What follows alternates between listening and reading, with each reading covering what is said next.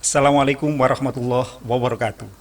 Anak-anak sekalian, berjumpa kembali dengan Bapak dalam pelajaran PPKN melalui PPKN Studio.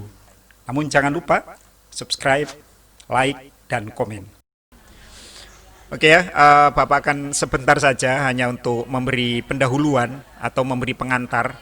Sekarang yang ada di layar hanya Halimah. Woi, sekarang muncul lagi semuanya. Baru namanya Halimah disebut, yang lain pada muncul. Oke anak sekalian, Assalamualaikum warahmatullahi wabarakatuh. Selamat pagi dan salam sejahtera. Waalaikumsalam Selamat warahmatullahi. pagi. Oke, mudah-mudahan kalian semua dalam Waalaikumsalam. keadaan sehat walafiat ya. Sebelum Bapak mulai, kita berdoa dulu menurut agama dan kepercayaan masing-masing. Berdoa mulai.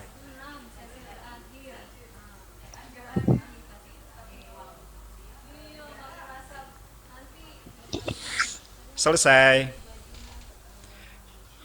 Oke anak sekalian, selamat kalian sudah mengakhiri kelas 10 IPS di semester 1 ya. Dan sekarang kalian masuk di semester 2. Mudah-mudahan di semester 2 ini lebih semangat lagi.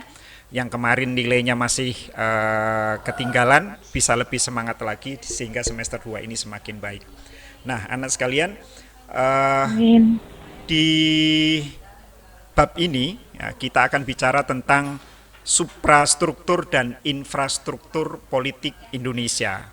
Wah, bahasanya cukup keren ya.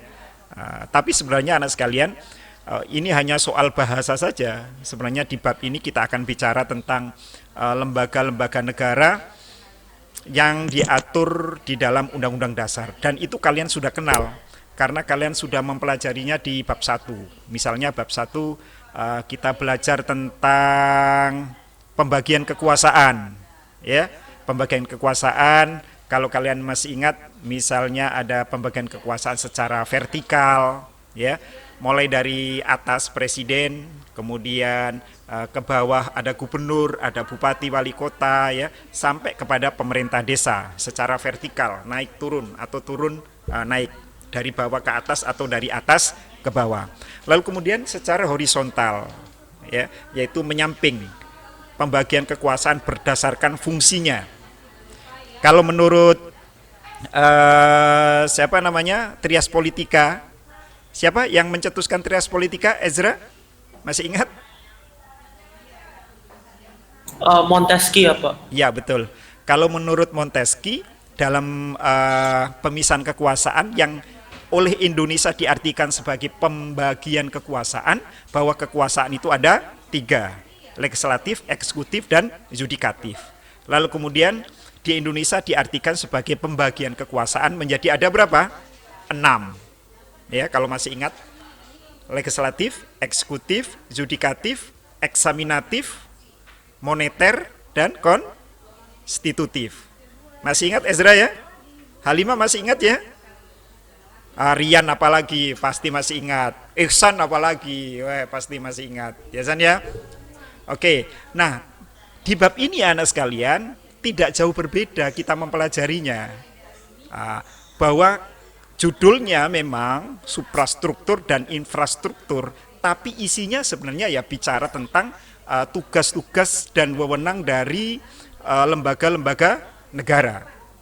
Nah, ada namanya suprastruktur dan ada namanya infrastruktur. Apa perbedaan intinya? Jadi begini, di suatu negara itu ada yang memerintah. Kalau ada yang memerintah berarti ada yang diperintah. Gitu ya. Yang memerintah, kita sudah sepakat bahwa yang memerintah adalah pemerintah. Nah, pemerintah itu ada dalam arti sempit ya, ada dalam arti sempit dan ada dalam arti luas. Dalam arti sempit, pemerintah itu adalah eksekutif. Ya, di antara legislatif, eksekutif, yudikatif, eksaminatif tadi, yang namanya pemerintah dalam arti sempit adalah eksekutif saja. Masih ingat siapa eksekutif itu? Masih ingat? Eksekutif itu adalah presiden, wakil presiden, dan menteri-menteri. Kalau itu di pemerintah pusat. Presiden. Mm-mm. Kalau di tingkat provinsi yang namanya eksekutif itu adalah gubernur, wakil gubernur ya yang bekerja sama dengan DPRD provinsi dan seterusnya. Itu dalam arti sempit. Pemerintah dalam arti sempit atau eksekutif dalam arti sempit.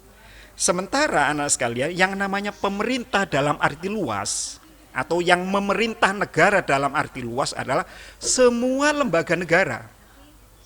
Siapa lembaga negara itu? Ya tadi yang memegang kekuasaan legislatif, eksekutif, judikatif, eksaminatif, moneter, dan konstitutif. Ada 6 itu.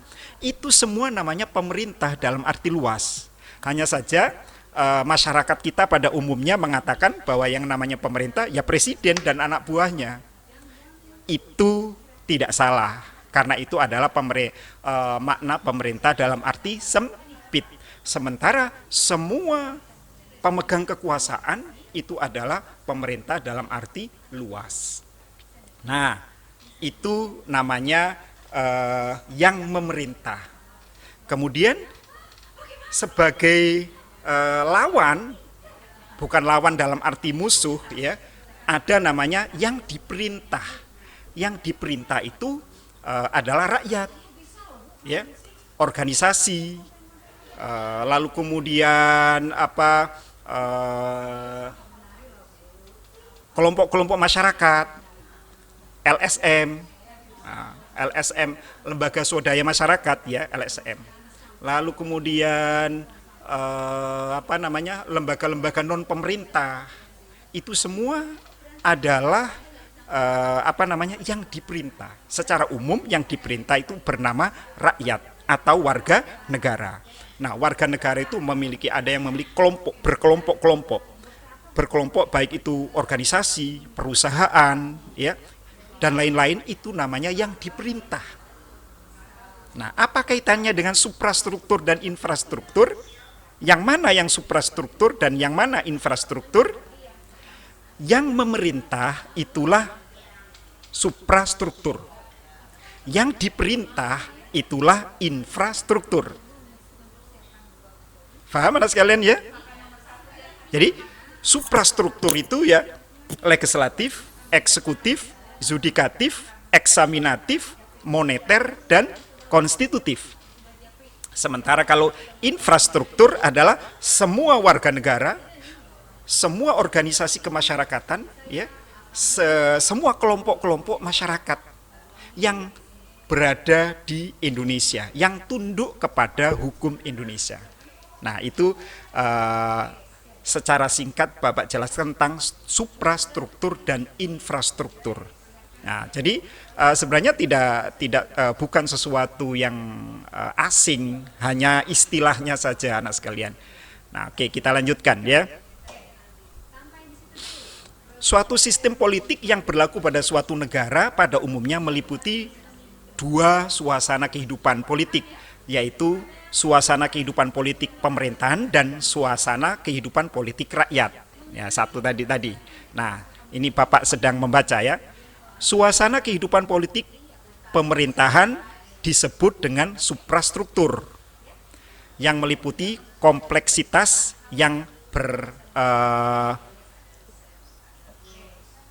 bersangkut paut dengan kehidupan lembaga-lembaga negara, fungsi dan wewenang lembaga negara, serta hubungan kekuasaan antar lembaga. Suprastruktur politik negara Indonesia diatur di dalam Undang-Undang Dasar 1945, TAP MPR, dan beberapa undang-undang. Apa saja itu? Ya, ada MPR, ada presiden, dan lain sebagainya yang sudah Bapak jelaskan tadi. Itu namanya suprastruktur. Nah, sementara kalau infrastruktur politik Indonesia, partai politik misalnya, ya, partai politik itu infrastruktur ya. Lalu kelompok kepentingan yang mempunyai pengaruh terhadap hasil-hasil pemilihan umum serta kebijakan politik negara seperti kelompok buruh, kelompok tani, kelompok pedagang, tokoh intelektual atau cendekiawan dan lain-lain. Lalu kemudian kelompok penekan yang merupakan organisasi masyarakat yang mempunyai pengaruh sangat kuat terhadap kebijakan politik pemerintah. Mereka yang termasuk dalam kelompok ini kadang sulit diidentifikasi, namun diakui bahwa kinerjanya sangat dipengaruhi kebijakan politik negara. Yang keempat, yang termasuk infrastruktur, ya, adalah media komunikasi, media massa. Ya, sekarang ditambah lagi dengan media sosial, ya, dari masyarakat. Media cetak, media elektronik itu juga termasuk ke dalam infrastruktur. Dan yang terakhir, yang kelima adalah tokoh politik atau tokoh masyarakat yang mempunyai pengaruh terhadap masyarakat. Ya, orang-orang penting yang memiliki massa, ya, yang setiap tindak tanduknya, omongannya bisa mempengaruhi masyarakat, maka itu juga disebut dengan masuk ke dalam kelompok infrastruktur di luar pemerintahan. Nah, sampai di sini ada pertanyaan anak sekalian? Oke, yang terakhir Bapak bacakan. Suasana kehidupan politik pemerintah atau suprastruktur politik dan suasana kehidupan politik rakyat atau disebut infrastruktur politik pada dasarnya berbeda, ya, berbeda, kanan dan kiri, ya, utara dan selatan, barat dan timur berbeda. Tetapi anak sekalian, kedua-duanya saling memerlukan, ya. Seperti yang Bapak pernah jelaskan bahwa unsur negara itu satu ada pemerintah, dua ada rakyat, ya. Ada pemerintah, nggak ada rakyat, ya siapa yang mau dipimpin? Ada rakyat, nggak ada pemerintah, siapa yang mengatur? Ya, seperti pesawat tidak ada pilotnya, seperti kapal nggak ada nakodanya. Ya, jadi kedua-duanya berbeda, tetapi saling memerlukan. Tetapi tidak dapat bahwa keduanya tidak dapat dipisahkan karena memiliki hubungan yang saling mempengaruhi. Artinya berjalan dan berfungsinya suprastruktur politik sangat bergantung kepada kualitas dan suasana kehidupan politik rakyat atau infrastruktur. Demikian juga sebaliknya. Nah, anak sekalian, perjumpaan kita untuk kali ini sebagai pendahuluan untuk menyapa kalian sepertinya cukup. Anak sekalian, silakan tampakkan muka kalian semua dulu, karena Bapak akan mengakhiri perjumpaan kita. Yuk, 1, 2, 3. Ada pertanyaan? Ini yang kelihatan cuma Halimah aja. Halo Halimah. Halo Pak. Ya, hanya kamu saja yang kelihatan dari tadi. Yang lain pada nggak kelihatan. Jadi seolah-olah Bapak sedang ngomong dengan kamu saja. Udah buka kamera, Pak. Saya juga, Pak. Nah, sekarang Iksan keluar. Halimah, ada pertanyaan? Berita. Tidak Pak. Oh, tidak ada. Yang lain? Sherin? Ezra, ada pertanyaan? Anak sekalian, apa yang Bapak jelaskan ini sudah ada di Google Classroom, dan apa yang Bapak jelaskan, muka-muka kalian sekarang ini juga nanti akan Bapak masukkan ke video dan akan Bapak upload di YouTube, juga menjadi materi di Google Classroom. Oke, setelah Bapak akhiri materi ini, kalian bisa membuka Google Classroom untuk belajar selanjutnya. Nah, anak sekalian, itulah materi kita hari ini. Mudah-mudahan kalian bisa memahaminya dengan baik. Jika kalian masih belum bisa memahami dengan baik, maka kalian bisa buka kembali video ini di YouTube Bapak, yaitu di PPKN Studio. Atau kalian kembali ke Google Classroom untuk membuka materi dengan lengkap. Terima kasih atas perhatiannya. Assalamualaikum dan salam sejahtera.